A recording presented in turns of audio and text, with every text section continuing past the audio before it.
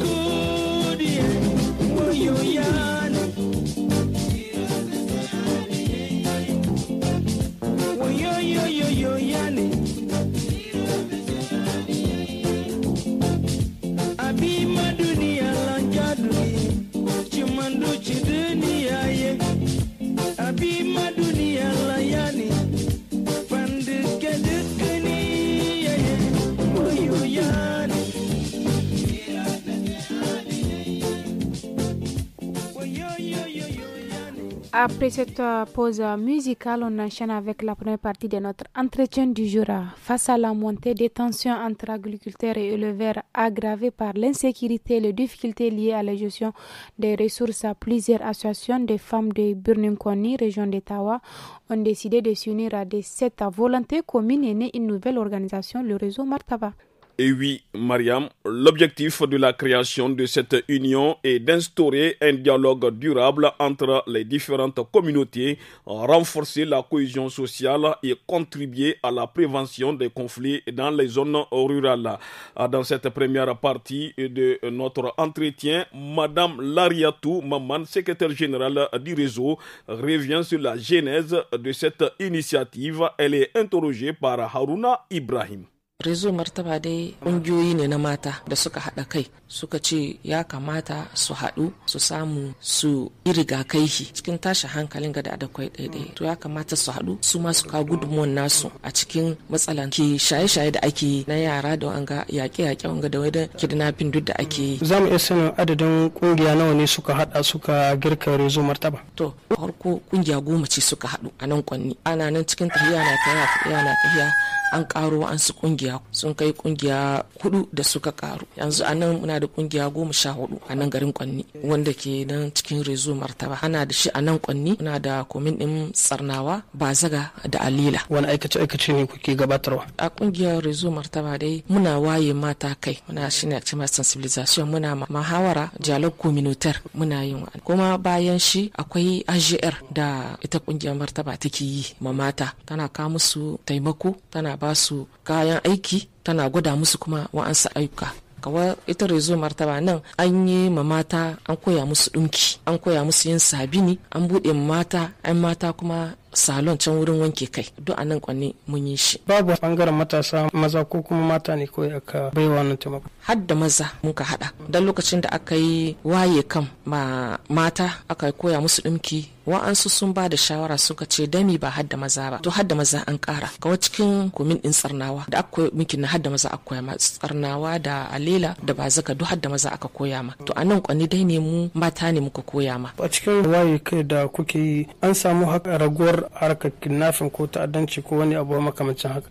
Sai mu ce an gode Allah, dan gaskiya mutane sun gane, an kwatanta musu menene zai sa in sun ga wani abu da basu yarda da shi su zo su haɗi, an kwatanta musu yaya ya kamata, suna nan ganin shi ko an gode Allah za a ce, dan a inda dai ita Rezo Martaba take abun ga tashi hankali ya rage kaɗan, dan mata sun gane suna ka gudunmawa su. To kuma a cikin wanga tahiyar tamu kowane yanki an gani matsalar da yake da, daga matsalar ce ake zuwa ana ka musu taimako. Wani wuri sai ka je ka iske rashin jituwa ce tsakanin manoma da makiyaya, wani wuri shi ko iyaka gona kai ne tsakanin manoma da manoma ne, wannan ake samu irin tashin hankalin nan. Amma alhamdulillah an kwatanta musu, kowa an bashi, an gwada mishi hakkin nashi. A cikin tafiyar ku ta Rezo Martaba akwai wani ci gaba da aka samu tun farkon kirkirar shi zuke yanzu? An samu ci gaba sosai a cikin wanga aikin ga da Rezo Martaba take yi, tunda gaskiya an waye mutane kai, an waye musu kai, sun gane. Kuma bayan waye kai da wanga taimako da aka yi musu, gaskiya suna ta godiya, mata na godiya, har da maza, matasa duk suna godiya da wanga abin gadin da ake musu, taimakon ga da aka yi. Sai a ce to an gode Allah. Su mata masu zaman banza da maza da ke zaman banza duk an ba su abin da za su dan tafiyar da rayuwarsu. Deuxième pause musicale avec les titres de Subabora de Kaidan Gaskiya.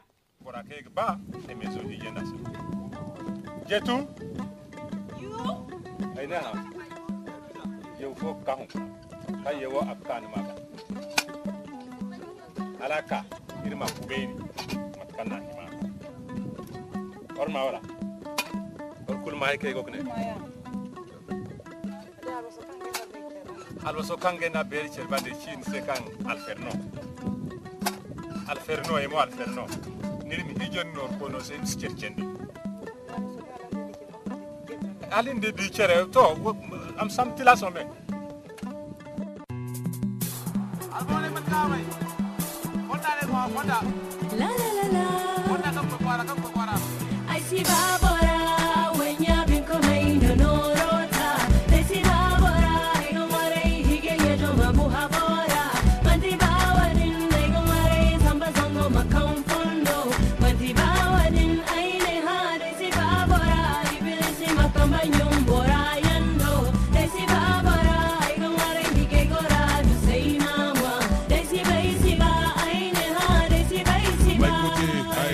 tino rukoi mota koi ai windi boba koi ai ga dai ai ga no ai ga konzo ai kai mino ai ga bagul manino makka koi yantira ai ne ai no mota alfa ne ai no arzakante ingano ai ga hate hau bonzangu barma wai guda ido ni kwara gatuno ne ganyi do sungo ai la kale kule ninse ilebo le mana heji mago le se margo busandi ne kan wasin da se ka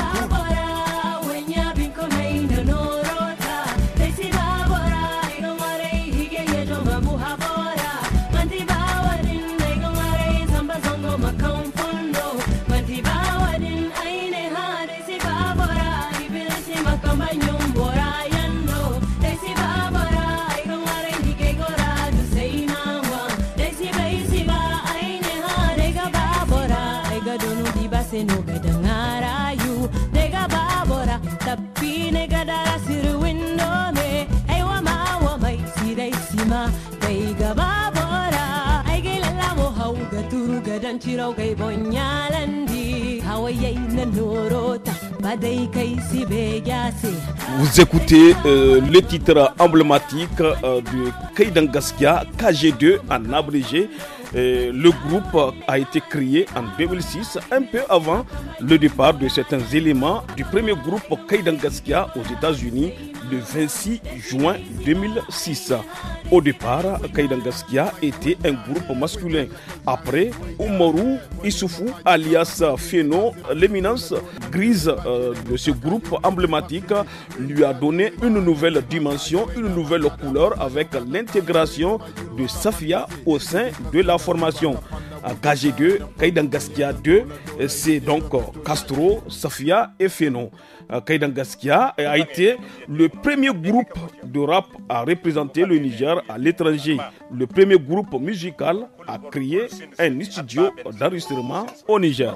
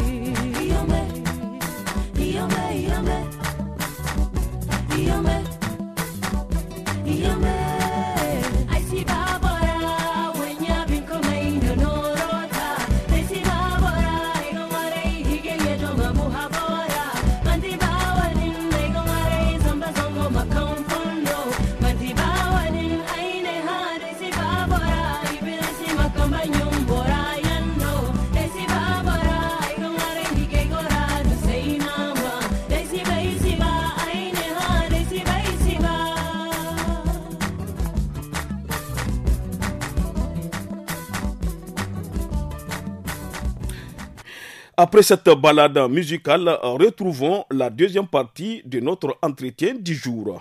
Mouktara, dans la seconde partie de l'entretien du jour, Madame Larietou Mamana, secrétaire générale du réseau Martaba, évoque les nombreuses difficultés auxquelles leur union est confrontée. Parmi ces difficultés, le manque de soutien, surtout sur le plan financier. Elle est toujours au micro de Haroun Ibrahim. A cikin tafiyar ku a cikin réseau Martaba akwai wasu matsaloli da kuka sha fama da su. Gaskiya ne wannan ba a rasa matsaloli. A réseau Martaba shi matsalar tamu shine na farko wurin ne ban mada kawo wurin da za a ce ma'aikata da za a ce nan wurin shine a wurin rezo Martaba. Dan wannan mun kai kukan mu wajen shugabannai mun kwatanta musu da mu rezo ne na mata da kenan suke taimako, amma matsalar ta bamu da wurin zama. To sun ce za su shahe muna hawayen nan muna nan muna jira. Mun kai kukan mu wajen mayor, mun kai kukan mu wajen prefe, duk mun hada musu. Sun ce to insha Allah sun ga ya zasu da kayan aiki kuma dan bamu da wurin zama, shi yasa bamu da kayan aiki ga da ya kamata. In dai mun samu wuri wannan abun ga din namu a tallafa muna mu je da Egypt wannan suku su za su ba mu kayan aiki da ya kamata. Shi ne kawo daidai tambayar da zan muku, kamar su wane ne abokan hulɗa ku wanda kuke tafiya tare, suke mara muku baya ko kuma suke tallafa muku bangaren proje misali? To masu tallafa muna dai shine Mujedek da Egypt ita ce wata kungiya ta Amerikawa ce, ita ce take tallafa musu. Mujedek suku suna kama muna aikin da muke yanzu dai su bin dai ne su suka afiye mu, su suka ba mu kayan aiki mu koya ma mata yin sabini, muka sai teloli muka ba mata kuma mu koya musu dinki. Mu je duk ce ta ba mu wannan a yanzu dai da su ne muke nan gai, yanzu dai su ne bin da muke yi da su. Tun shekara nawa da kafa wannan Rezo Martaba? To yanzu dai Rezo Martaba tana da shekara 4, tun watan Disamba na 2021 aka kafa ta Rezo Martaba, kenan yanzu muna cikin shekara na 4 da muke cikin shi. Rezo Martaba kamar a gaba wani buri ne take son ta cimmawa? Burin namu shine muke so duk inda akwai tashin hankalin ga da muka ce zan mu shiga mu waye mutane kai, mu waye mata, muna so tashin hankalin nan kam ko bai kare ba a ce ya rage babu shine gurin Rezo Martaba, tunda mata su ma taka rawar tasu a gani. Yanzu tashin hankali dai duk yawanci me yake kawo shi? Talauci ne, bayan talaucin nan kuma yara matasa ne, ita ko mace iya nata ne yaro tun yana karami, kenan ita za ta iya sa hankali gare shi, ta lura ta gani in yana sakiya ko bai naga sakiya,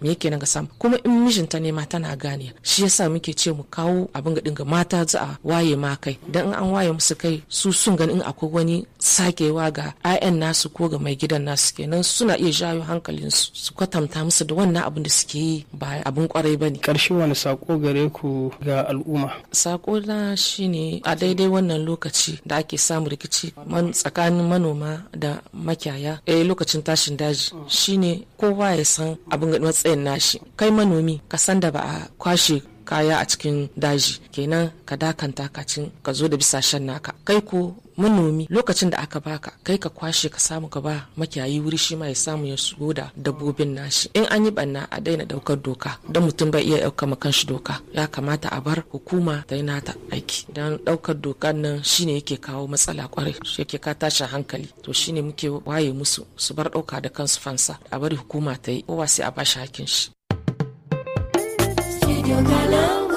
Vous avez des questions pour l'équipe de la rédaction de Studio Kalangu? La rédaction vous répond. Posez toutes vos questions sur le travail des journalistes de Kalangu. Sur une actualité diffusée sur Kalangu, n'hésitez pas à laisser vos questions en français, en Hausa, en Fulfulde, en Tamashek et en Zarma sur notre numéro WhatsApp qui est le 80 06 88 54. Studio Kalangu au rythme du Niger. Studio Kalangu au rythme du Niger. Rubrique justice à présent en matière pénale. Le déclenchement de l'action publique est la première phase pour rechercher, poursuivre et punir l'acteur d'une infraction pénale. Elle peut être exercée, engagée par plusieurs acteurs. Le juriste Moussa Bachir nous en dit plus sur ces termes juridiques. Il est au micro d'Anissé Karim. Qu'est-ce que l'action publique en procédure pénale? Et l'action exercée par l'État au nom de la société pour rechercher, poursuivre et punir l'auteur d'une infraction pénale. Elle a pour but d'obtenir l'application de la loi pénale et le prononcé d'une peine, emprisonnement ou une amende. Elle vise donc à défendre l'intérêt général, contrairement à l'action civile qui défend les intérêts particuliers d'une victime. L'action publique peut être exercée pour toutes les infractions pénales, à savoir les contraventions, les délits ou crimes. Qui peut déclencher l'action publique? Peut être engagé selon les cas. Premièrement, nous avons le procureur de la République, le ministère public. C'est le principal acteur du déclenchement de l'action publique. Dès qu'il a connaissance d'une infraction par une plainte, une dénonciation ou un procès verbal de police, il peut classer l'affaire sans suite s'il n'y a pas de preuve ou d'intérêt à poursuivre, ou bien ordonner une enquête de police, ou poursuivre directement l'auteur devant le tribunal, ou bien saisir un juge d'instruction dans les affaires complexes ou graves. Exemple, après un accident grave, le procureur peut décider de poursuivre le conducteur pour homicide involontaire. Deuxièmement, nous avons la victime qui peut déclencher aussi l'action publique selon deux modalités principales. Une plainte simple adressée à la police ou au procureur. Une deuxième voie, c'est la plainte avec constitution de partie civile adressée directement au doyen des juges d'instruction. Elle déclenche automatiquement l'ouverture d'une information judiciaire et donc l'action publique. Cette possibilité existe surtout si les procureurs refusent de poursuivre ou classent l'affaire sans suite. Donc troisièmement, nous avons certains fonctionnaires ou autorités administratives. Dans des cas spécifiques, des agents publics ou des institutions peuvent déclencher l'action publique par voie de dénonciation officielle dans les infractions douanières, par exemple les fraudes fiscales, les délits économiques, corruption ou blanchissement. Un exemple, une direction générale des impôts peut dénoncer une fraude fiscale au procureur qui engagera des poursuites. Par exemple, un citoyen A dépose une plainte pour vol au commissariat. La police en informe le procureur de la République. Ce dernier ordonne une enquête, identifie un suspect et décide de le traduire devant le tribunal correctionnel. L'action publique est ainsi déclenchée. Le déclenchement de l'action publique signifie-t-elle une condamnation directe? Le déclenchement de l'action publique ne signifie pas automatiquement la condamnation. C'est le point de départ d'une procédure pénale, mais la culpabilité devra encore être prouvée devant le juge. Après la rubrique justice, auditeurs, auditrices, place à présent à l'écho des régions et cette fois-ci, nous allons dans le département d'Arlit, dans la région d'Agadez. N'est-ce pas, Mariam? Oui, Mouktar, le conseil communal de la jeunesse d'Arlit a initié une série de formations aux jeunes filles et garçons de la commune urbaine d'Arlit, une activité exclusivement pilotée par les jeunes ayant déjà réussi dans divers métiers suite à des formations réussies sous le financement de diverses organisations non gouvernementales et autres institutions qui appuient la jeunesse. Plus de détails avec Moussa Meyaki, président du conseil communal de la jeunesse d'Arlit, au micro de Gungu Dantani.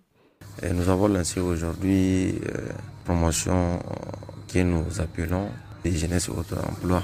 C'est une initiative 100% pilotée par le conseil communal de la jeunesse dans l'ultime objectif de donner des activités porteuses, des activités génératrices de revenus à des jeunes filles et garçons qui sont au niveau du commune d'Arlit.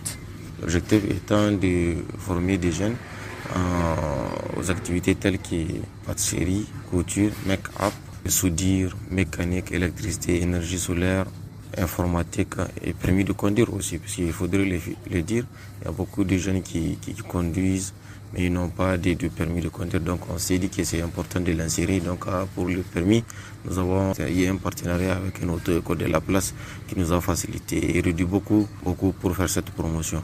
Donc au total, pour cette première vague, nous avons eu jusqu'à 400 jeunes qui se sont inscrits et cette formation est totalement gratuite. Donc l'objectif étant de former 1000 jeunes d'ici à 2026. Donc je pense que l'objectif sera atteint puisque déjà il y a beaucoup de gens même aujourd'hui qui ont commencé à manifester leur intérêt et qui aussitôt qu'on a lancé ce matin, nous allons réouvrir la liste pour pouvoir en tout cas atteindre ces objectifs.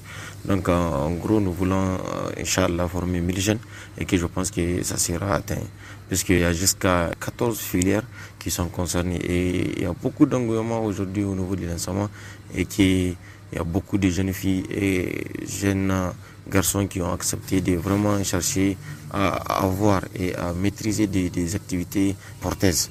Donc aujourd'hui nous avons sollicité beaucoup de partenaires, beaucoup de centres de formation, beaucoup des ateliers pour pouvoir prendre ces jeunes-là. Aussitôt formés, nous allons créer un mécanisme et chercher pourquoi pas créer un levée de fonds au niveau local pour pouvoir avoir des matières d'œuvre. Et les jeunes qui seront formés en mécanique, par exemple l'électricité, aussitôt fini la formation, qui peut aller jusqu'à de 1 à 3 mois, on peut aussi continuer les plaidoyers auprès de cet atelier pour pouvoir prendre ces jeunes. Donc ensemble, nous pouvons dire que l'objectif est de créer les conditions de lutter contre le chômage chez les jeunes. Parce que nous ne sommes pas seuls de savoir que c'est le chômage des jeunes qui amène tout ce que nous sommes en train de remarquer aujourd'hui, ça et là. Donc je pense que nous avons créé ces cadres pour pouvoir réduire ce chômage, mais aussi lutter contre la délinquance générale des jeunes. Donc nous appelons au bon sens, nous appelons tous les bonnes volontés de venir nous appuyer pour pouvoir réussir cette formation.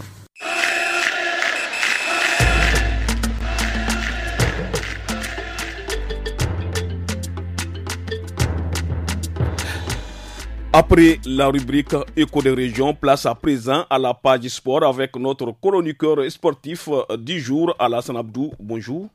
Bonsoir Mokhtar, bonsoir Mariam. Bonsoir Alassane. Alors Alassane, nous allons commencer cette page sport avec les TGV de Dakoro.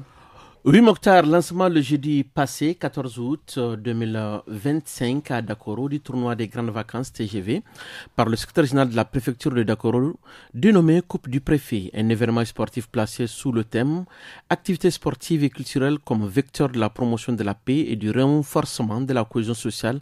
Pour le président du conseil des jeunes du département de Dakoro, Lawale Gado, l'organisateur de ce tournoi, cette activité permettra aux jeunes de renforcer la fraternité et le vivre ensemble.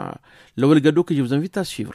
première édition du tournoi des grandes vacances départementales dénommé Coupe du Préfet, placée sous le thème activités sportives et culturelles, vecteurs de la promotion de la paix et le renforcement de la cohésion sociale entre les jeunes du département de Dakourou. Ce tournoi constitue la première occasion où les jeunes des différentes communes vont se rencontrer pour démontrer leur talent footballistique. Ce tournoi permettra sans doute aux jeunes de renforcer la fraternité, les vivre ensemble et cultiver l'esprit de tolérance dans le département de Dakourou. Je ne terminerai pas mon allocution sans rappeler aux arbitres d'être impartiaux, aux joueurs d'être tolérants, en faisant preuve de l'esprit de fair play et aux supporters d'être disciplinés. Dans tous les cas, la victoire revient à la jeunesse du département de Dakourou, elle revient à la population du département de Dakourou. Alors, Alassane Abdou, est-ce qu'il y a des pays qui sont déjà éliminés pour les quarts de finale du championnat d'Afrique des Nations? Oui, Mokhtar, le CHAN se déroule normalement en Tanzanie, en Ouganda et également au Kenya. Dans ces trois pays-là, et réellement, il faut se dire que les pays organisateurs ont montré de quoi ils sont capables. Le Kenya est qualifié pour les quarts de finale, la Tanzanie est qualifiée également. L'Ouganda est en train de voir avec la 4e journée s'ils vont passer ou pas. Mais déjà, félicitations pour ces pays-là. Par contre, il y a des pays qui sont déjà éliminés. Parmi ces pays, nous avons l'Angola, nous avons le Burkina Faso, nous avons le Nigeria, la Centrafrique, la Zambie, la Guinée et même le Niger. Même si nous allons faire notre dernier match aujourd'hui au Kenya. Et avec, c'est un match de revoir alors. C'est un match de revoir avec les Algériens. Je tiens tout simplement à dire que ces jeunes méritent vraiment d'être félicités. Et d'être félicités parce qu'il faut se dire la vérité, ils ont quand même montré de quoi ils sont capables devant l'Afrique du Sud, un des grands favoris de ce championnat-là. Et c'est la fin de cette page sportive présentée par votre entraîneur Alassane Abdou Mama. Merci beaucoup pour cette actualité, Alassane Abdou. Maintenant, place à notre chronique Loti de cette émission.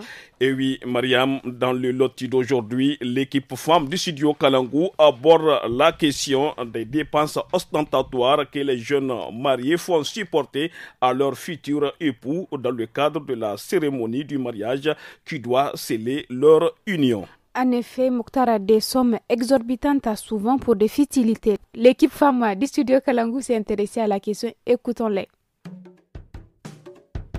Affairage, affairage, affairage, affairage.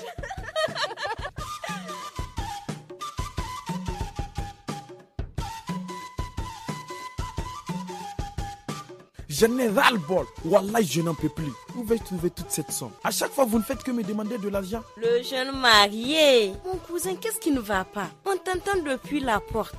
Vraiment, cousine. Elle me fatigue beaucoup. Hier seulement, elles m'ont demandé 250 000 pour la cérémonie traditionnelle qui aura lieu la semaine prochaine. Donc hier, tu avais donné 250 000 à la jeune mariée.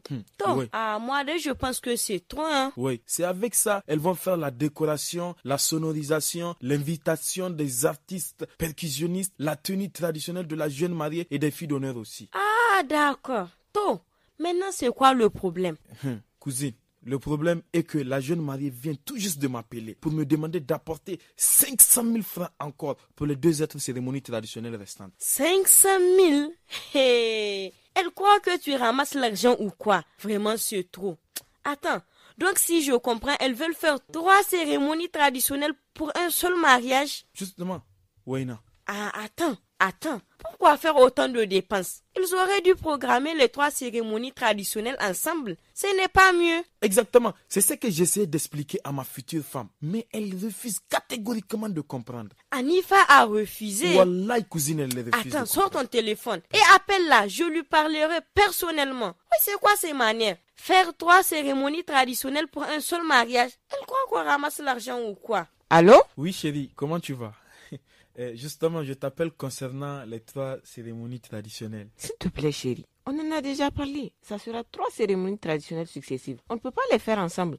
On fera la cérémonie traditionnelle de l'ethnie de mon papa, celle de ma mère et celui de votre ethnie, comme je vais bientôt intégrer votre famille. On s'est déjà mis d'accord sur ça bien avant que tu n'amènes ta dot, ou bien? Oui, mais je ne savais pas que ça demandait autant de dépenses. Chérie, 750 000 pour les cérémonies traditionnelles seulement. Hey chérie, Bani, Bakarese, voilà ici une Bakareno. Hey, tu sais qu'on ne peut pas changer le programme en moins de 2 semaines de la fête. J'ai déjà informé les gens. Que vont penser mes amis? Il ne faut pas me mettre la honte, s'il te plaît. Diam, je ne vais jamais te Hey, dire. passe-moi le téléphone. Belle sœur, nous te comprenons. Mais elle vient de réaliser que tout ça engendre énormément de dépenses. Avec les 250 000 qu'il avait donnés, vous pouvez faire les 3 cérémonies traditionnelles ensemble. Et aussi, les invités peuvent par exemple porter chacun sa tenue traditionnelle. Mais les gens ne vont pas aimer. Parce que toutes mes amies qui se sont mariées ont fait leur cérémonie traditionnelle séparément. Pourquoi c'est à moi de les combiner? Si c'est le cas, je vais tout annuler même. Ah non, belle sœur, faut pas tout annuler. Nous devons juste essayer de nous mettre d'accord. Faire des cérémonies traditionnelles est une bonne idée parce que ça nous permet de découvrir nos traditions. C'est juste que s'il dépense le pain qu'il a dans votre mariage, qu'est-ce que vous allez manger après le mariage, hein? Tu voudras également vivre dans de bonnes conditions après le mariage ou bien? Oui, belle sœur. Et n'oublie pas aussi la cérémonie du cocktail, qui demande d'ailleurs beaucoup d'argent vu le nombre d'invités, sans compter l'argent de la dot qu'il a amené, l'argent de la tresse, du henné, des maquillages, etc. Ne regarde pas ce que vont penser les gens. De toute façon, ils vont sûrement critiquer. Donc, il faut planifier les choses en fonction des moyens de ton mari. S'il avait les moyens, il n'y a aucun souci. Vous pourriez même faire les cérémonies traditionnelles de toutes les ethnies du Niger. Tu as vraiment raison, belle-sœur. Maintenant, comment on va faire? J'ai déjà informé tout le monde et la cérémonie, c'est dans 2 semaines. Ah, ne t'en fais pas, ma belle. Vous pourriez juste faire une des annonces. En annonçant que toutes les cérémonies traditionnelles seront combinées. Il y aura des artistes qui vont bien animer, il y aura des belles décorations et les invités seront libres de porter leur tenue traditionnelle. Et tu verras, ma belle, comment la cérémonie sera grandiose. Cela permettra aussi à chacun de promouvoir son ethnie. Voilà, c'est ce que je lui disais depuis. Vraiment, c'est une bonne idée. Ça nous empêche aussi de faire beaucoup de dépenses avec les 3 tenues traditionnelles, surtout nous les filles d'honneur. D'accord, merci beaucoup pour vos conseils. Et désolé aussi, chérie, d'avoir contesté ta décision. Ah non chérie, tu n'as pas à t'en faire. Tout est bien qui finit bien. Voilà. Merci également à ta cousine d'avoir vraiment intervenu. Sinon, elle n'aurait jamais pu accepter. Hein. Ah, pas de quoi, frangin, c'est la moindre des choses. Et aussi, merci à toi également, belle-sœur, pour la compréhension. Donc, puisque les 3 cérémonies traditionnelles seront organisées ensemble, cousin, il faut leur augmenter un peu d'argent pour que la cérémonie soit inoubliable. Ou bien, belle-sœur? En tout cas, ton idée n'est pas mal. Ah, vous recommencez. C'est les Allemands qui disent oui, bon, d'accord, il n'y a pas de problème, je vais augmenter. Ok chérie, je te laisse à tes occupations, prends soin de toi. D'accord chérie, fais pareil de ton côté. À plus. Belle soeur, bye. Bye bye. C'était là votre rubrique Loti du jour. Merci pour vos multiples conseils, les filles. Nous sommes à la fin de votre émission Le Niger sur Kalangu. Au micro, c'est Mokhtar Hamadou et moi-même Mariamade. La technique a été assurée par Issa Lawali. À l'édition, c'était Moussa Hassan. Excellente soirée à toutes et à tous. À bientôt.